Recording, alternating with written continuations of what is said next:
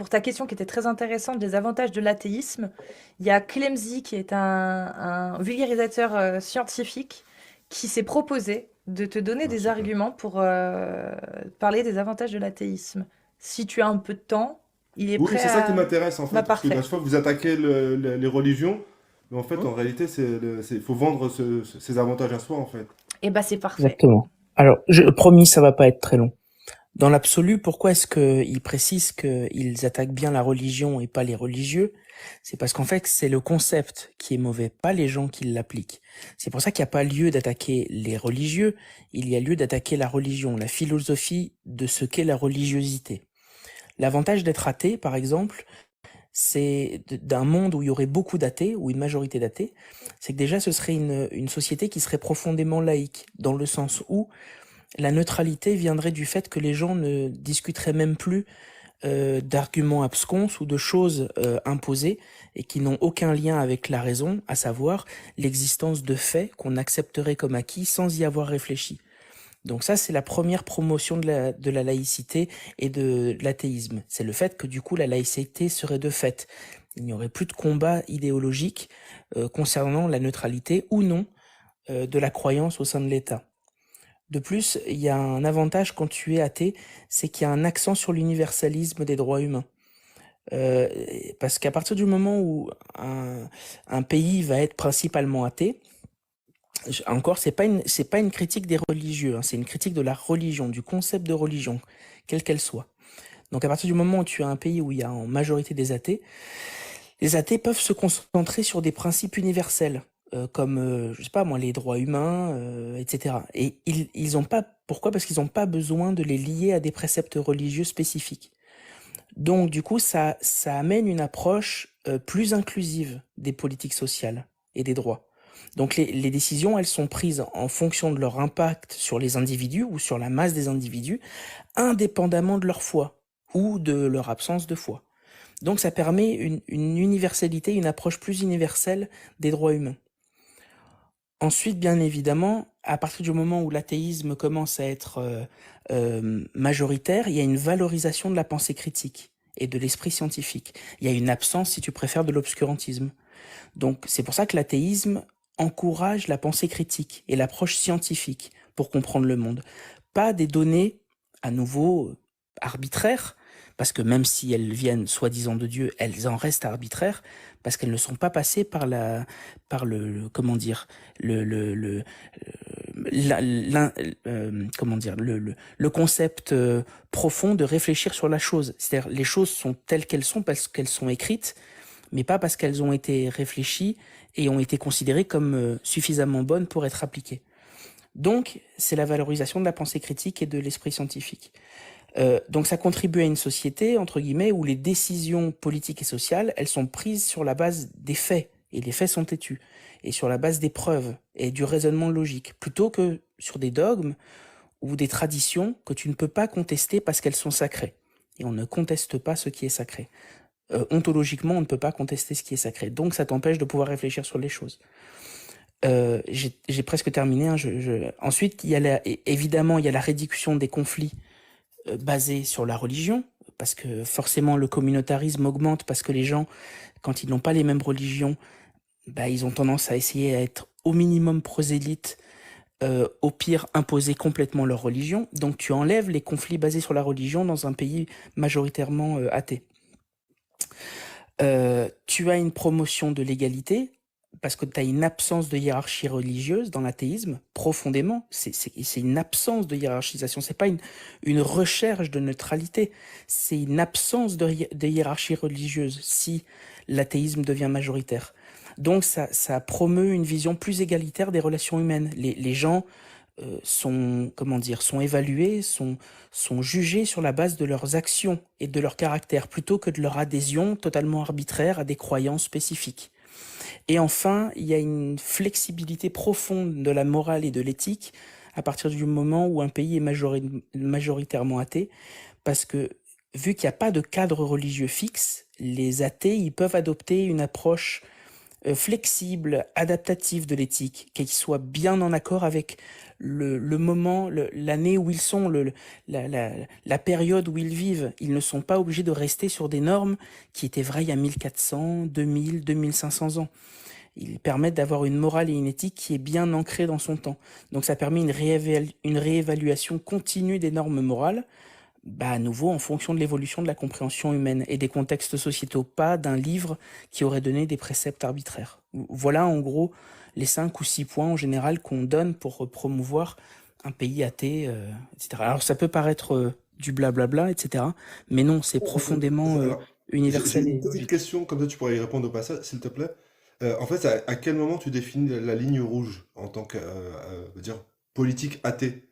C'est quoi, tu attends de dépasser la ligne pour dire, bon, en fait, elle était rouge, donc je reviens en arrière? Parce que tu parles d'une réévaluation à chaque époque. De la flexibilité morale et éthique, tu parles de Oui, ça? la ligne rouge. Tu vois ce que je veux dire? C'est Concernant quoi, la morale et la ligne l'éthique? rouge pour moi, c'est aujourd'hui, ça peut être moral en tant qu'athée. Entre guillemets, je vais la faire courte, mais d'enfermer les femmes à la maison. Parce que pour moi, les femmes dehors, il n'y a plus de police. À notre époque, on va prendre ça, on va dire à chaque époque, on va faire évoluer les lois. C'est ce que tu as dit, hein. Et du coup, demain, ça sera peut-être moral de les laisser sortir. À quel moment enfin, on va dire à quelque chose d'assez simple. Les femmes n'avaient pas le droit d'avoir de chéquier jusqu'à il y a quoi, 50, 60 ans. Ils n'avaient pas le droit d'utiliser l'argent, on peut dire que c'était les secondes des hommes, mais c'était pas une question religieuse à ce moment-là. C'était pas du tout religieux, c'était plutôt, on va dire, de la laïcité. Ah, mais que les hommes De, soient le- foncièrement faillibles et qu'ils ne prennent pas toujours les meilleures décisions, même en C'est leur ça, temps, oui, c'est ça que je veux c'est dire, une c'est cette vérité. ligne Mais rouge-là. bien sûr, non, mais évidemment que ça ne veut pas dire que tu vas avoir un pays absolument parfait, parce qu'il y a des pays qui ont mis l'athéisme de façon dogmatique. Je parle bien de l'athéisme non dogmatique, hein.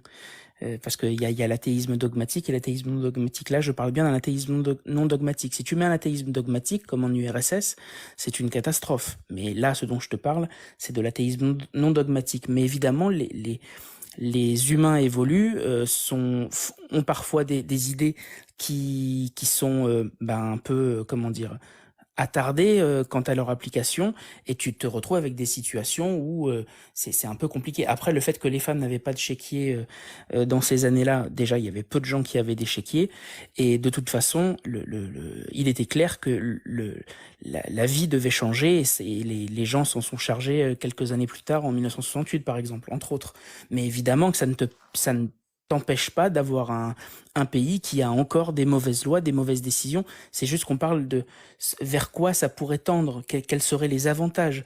Ça ne règle pas tous les problèmes, ça ne réglera jamais tous les problèmes, mais voici quels sont les points qui permettent de dire, il me semblerait qu'un pays plutôt athée aurait des avantages, mais ça n'est clairement pas une solution à tout, bien évidemment.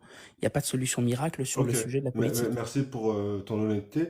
Et du coup, par rapport à... Parce qu'aujourd'hui, regarde, en tant que musulman, bref, j'ai perdu un enfant, et ça m'a permis, parce que je suis musulman, de me dire, voilà, tu sais, il y a une vie après la mort, je reverrai mon enfant, tu sais, c'est plus facile à surmonter comme épreuve. Et du coup, en tant qu'athée, tu fais comment pour surmonter cette épreuve? T'es fataliste, tout Alors, simplement? C'est quoi ce que alors tu leur répondu? que ça t'ait aidé, alors je sais pas si c'est un cas que tu as vécu, mais que ça Oui, puisse oui, c'est un aider. cas que j'ai vécu. Et Bon, en tant qu'athée, comment tu le ferais toi pour le...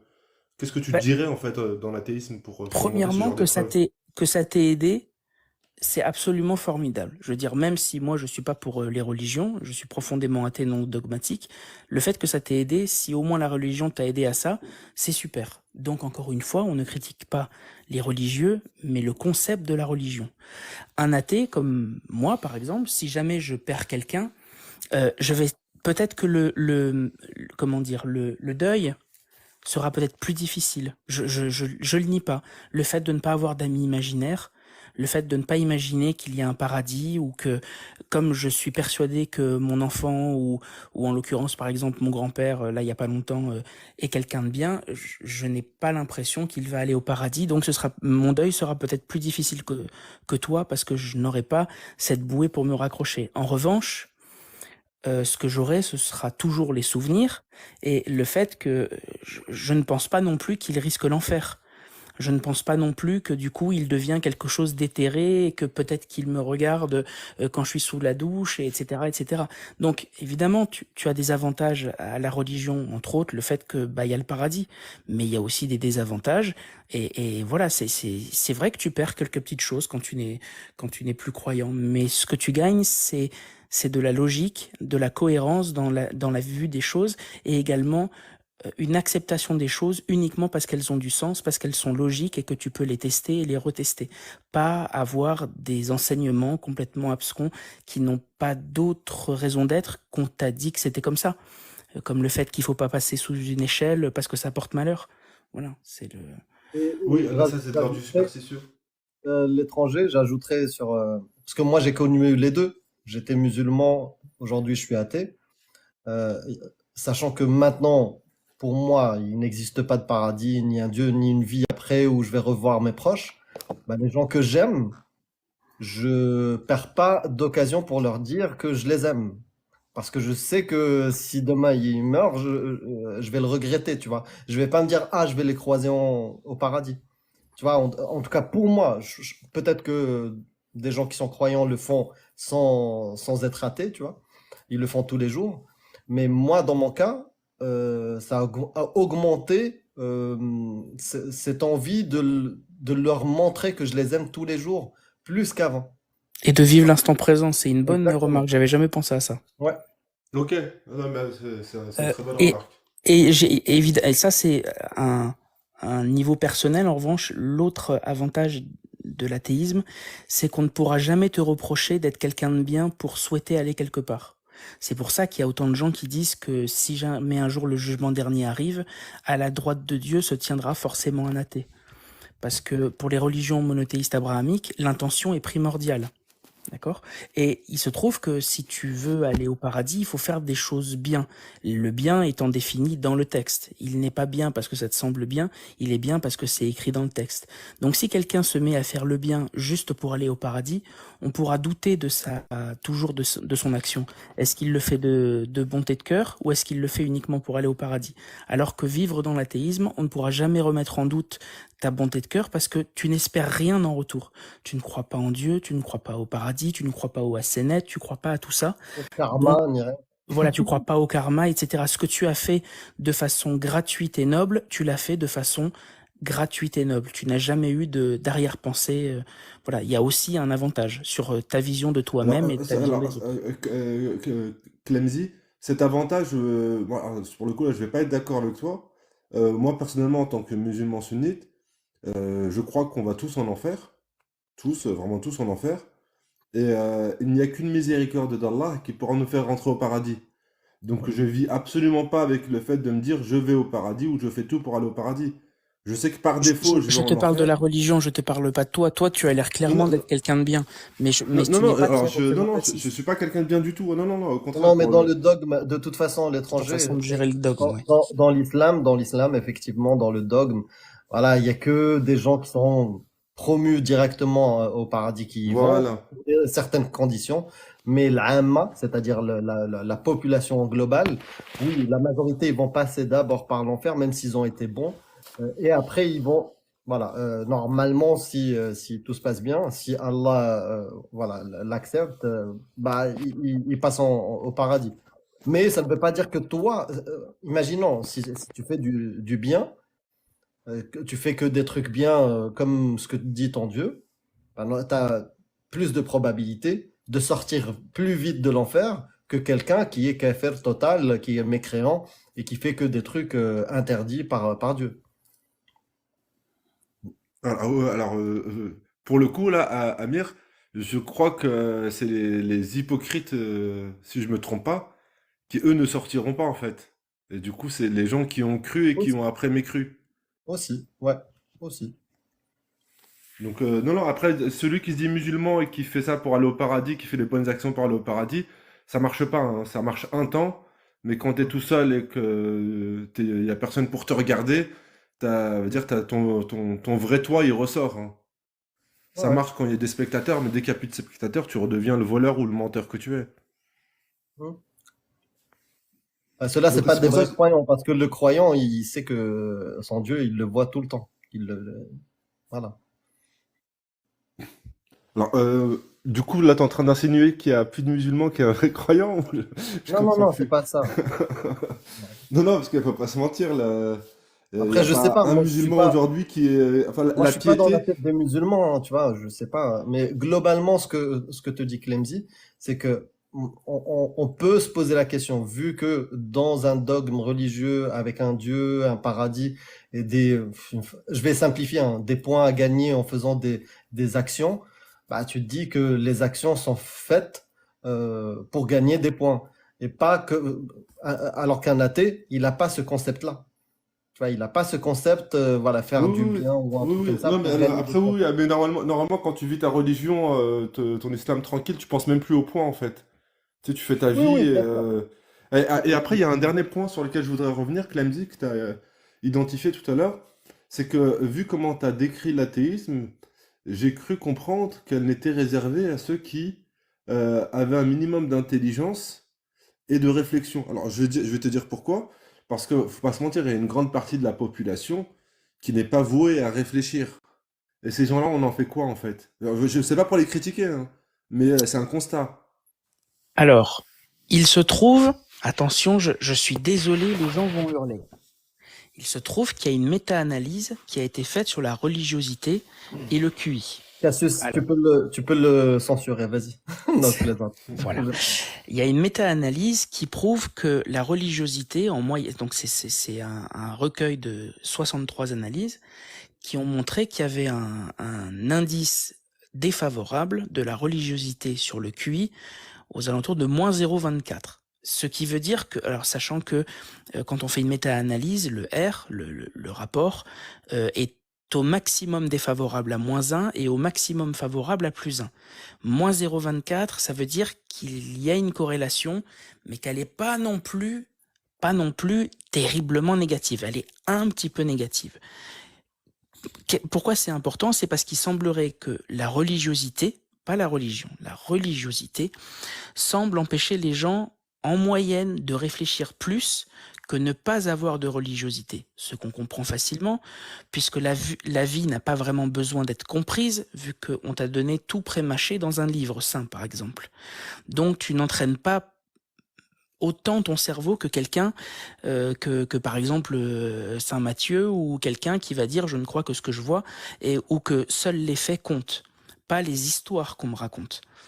Tout ça pour dire que c'est vrai, ta question a du sens parce qu'effectivement, comme il y a beaucoup de religiosité en ce moment, une partie des gens qui ont des troubles cognitifs peuvent venir en partie, pas complètement, mais en partie du fait qu'ils sont religieux. Si à ces gens-là, tu enlèves la religion, il est possible que leur capacité cognitive augmente un petit peu et que le fait d'être responsable de leur propre vie et de ce qu'ils doivent faire dans la vie et ne plus accepter les choses uniquement parce qu'on leur a dit, eh ben peut-être que ça pourra déjà améliorer leur capacité cognitive. De plus, je suis d'accord avec toi, à partir du moment où tu t'adresses à quelqu'un qui a, on va dire, moins de 80 ou moins de 70 de QI, donc il a des problèmes cognitifs, ça veut pas dire que c'est quelqu'un de pas intelligent, c'est quelqu'un qui a un petit peu de mal avec les concepts de logique et de séquiture. Bon, bah c'est vrai que c'est plus compliqué pour que cette personne, pour qu'on lui donne la responsabilité de sa vie, alors qu'on avait déchargé une partie de la responsabilité de sa vie auprès de la religion et de choses qui étaient déjà toutes prêtes. Seulement le pari, c'est comme pour le vaccin, le rapport bénéfice-risque, à mon avis, est bien meilleur si on offre la possibilité aux gens de réfléchir et de ne voir que les faits, de ne prendre en compte que les faits et la réalité. Et les faits, encore une fois, sont têtus. Ils s'en foutent de tes sentiments. Un fait reste un fait, peu importe ce que tu en penses.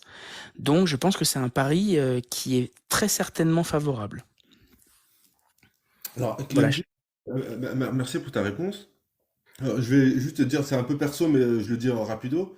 En fait, je suis à la base, j'ai plutôt un cursus scientifique et je suis rentré dans un cursus philosophique. J'ai fait un doc de philosophie logique. Bref, j'ai été beaucoup dans la philosophie. Et la conclusion de ce que j'ai pu apprendre des enseignements que j'ai, c'est que tous les grands philosophes se sont soit se suicider, soit ont fini fou, par excès de réflexion. Donc, ma question, c'est de me dire, est-ce que c'est pas plutôt mettre en danger une population globale si tout le monde se mettait à devenir intelligent et à trop réfléchir. À nouveau, ce n'est pas le fait de trop réfléchir qui peut rendre fou, c'est l'absence de leitmotiv, l'absence d'un but dans la vie.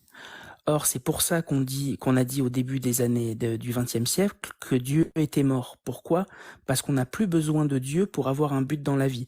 Parce que la vie devient plus douce, plus facile, et donc les gens trouvent plus facilement dans leur vie un but. Effectivement, dans un pays où il est très difficile de trouver un but dans sa vie parce que la vie est très dure, l'espérance d'un paradis te donne un leitmotiv, te donne un objectif à atteindre, et l'absence de but dans la vie, c'est pour ça que les gens qui ont des passions se suicident beaucoup moins que les gens qui n'ont pas de passion.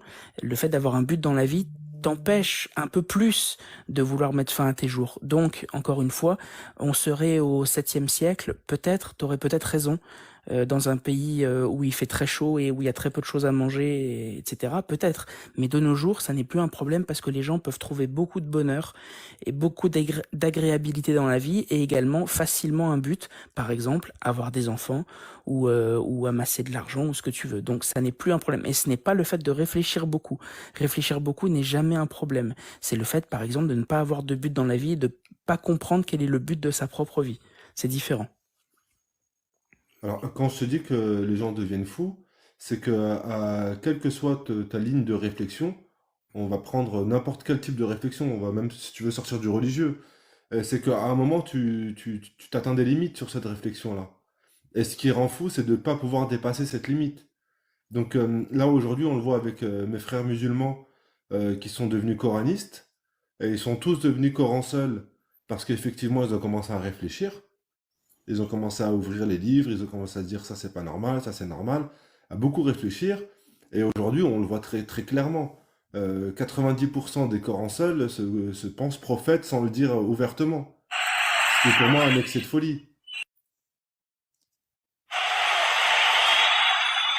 Tu vois ce que je veux dire? En fait, Je vois ce que tu veux dire, mais déjà, il y a très peu d'occurrences, d'itérations du fait que des philosophes seraient devenus fous à force de réfléchir. Ce serait comme dire que, je sais pas moi, Van Gogh est devenu fou à force de peindre. Tu ne peux pas savoir si c'est la peinture de Van Gogh ou Van Gogh lui-même qui est devenu fou. Donc du coup, je pense que tirer la conclusion du fait que des penseurs sont devenus fous à force de penser me paraît très très hasardeuse. C'est une affirmation, mais c'est clairement pas un fait scientifique, empirique ou une réalité. Mais je vois ce que tu veux dire. T'es pessimiste sur la chose, mais ta remarque sur Mais c'est déjà une preuve d'esprit critique hein, d'être Tout à fait. pessimiste là-dessus. Mais exactement. Mais tout à fait. Enfin, Et alors, depuis- je vais redéfinir le mot folie. T'as complètement raison, et excuse-moi. C'est pour moi la folie, c'est quand tu vas plus faire la distinction entre ta conscience et ton inconscient. C'est-à-dire que tu vois des choses de manière consciente, mais que la poussée de ta réflexion t'a fait pénétrer dans un inconscient qui ne te permet plus à certains moments de faire la distinction entre les deux. Ah, la réponse sera la même. Ça sera quel est le nombre d'occurrences et est-ce qu'il y a vraiment des faits scientifiques, tu vois, sur lesquels on peut baser une conclusion? Ça sera la même réponse pour les deux définitions. Ok. c'est Mais, en fait, effectivement, tu mets un cadre un peu plus juste en ne parlant pas forcément de folie, mais de confondre le conscient et l'inconscient. Quelqu'un qui aurait l'impression, qui ne sait plus s'il vit ses rêves ou s'il est dans un rêve. Ou s'il est dans la réalité, effectivement, je doute que étudier, comprendre, réfléchir amène des troubles dissociatifs ou des troubles psychotiques. Il n'y a aucune donnée scientifique qui laisse à penser que trop réfléchir dans l'absolu amène à des troubles dissociatifs ou des troubles psychotiques. C'est souvent bien plus complexe que ça. On peut pas réduire le substrat au seul fait que tu aies plus réfléchi. La réflexion n'est quasiment jamais mauvaise. Il peut toujours y avoir des itérations, bien sûr, mais une hirondelle fait pas le printemps et tu crées pas des concepts juste parce que il s'est trouvé qu'une personne a eu ce problème. C'est extrêmement rare. Le fait de rechercher la vérité de façon empirique en se basant sur les faits, le fait de réfléchir profondément sur soi-même et le monde, c'est extrêmement rare que ce soit maléfique ou que ça ait un effet nocebo. C'est très très rare. L'effet nocebo étant l'inverse de l'effet placebo.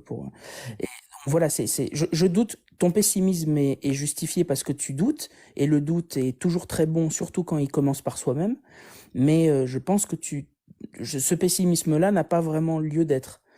J'ai l'impression, j'ai pas la réponse, En mais tout cas, Clemzy, reviens quand tu veux parce que j'adore entendre, écouter la Mm. science d'une manière poétique. Mais il sait qu'il est le bienvenu, Clemzy. Bah oui, c'est une c'est Ouais, très hirondelle, gentil. une merci, hirondelle merci ne pour fait tes pas le réponses, printemps, Clemzy. je la garde. Une hirondelle ne fait pas le printemps, je la garde. Celle-là, j'adore. L'étranger, t'es le bienvenu aussi, d'ailleurs. Ok. Ouais. Merci Je beaucoup vais, pour je vais, je vais- pour mon merci, temps de parole. merci hein, pour l'échange, Amir, Cassius, Avec Clemzy. plaisir. Avec plaisir, Je les vais frères. redescendre. Bon, salam Des à tous et bon bisous. courage. Hein. Bonne soirée à Salam. toi. Bonne Bonne soirée à soirée à vous. toi, l'étranger.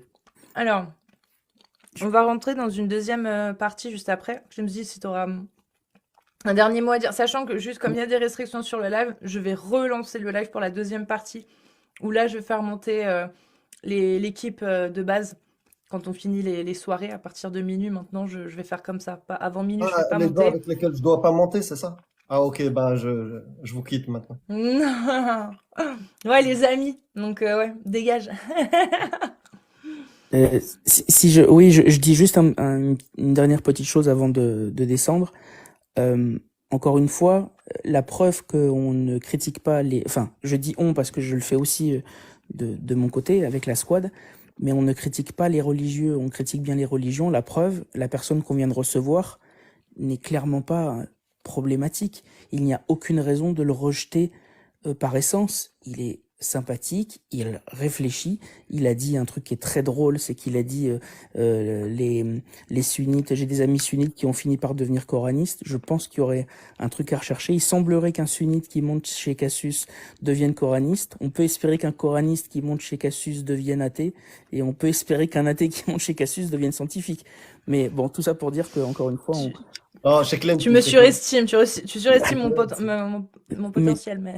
Encore une fois, il est très dur de juger les gens. C'est toujours un exercice fallacieux et souvent savonneux, comme dirait l'autre. Mais la religion, en revanche, doit être critiquée.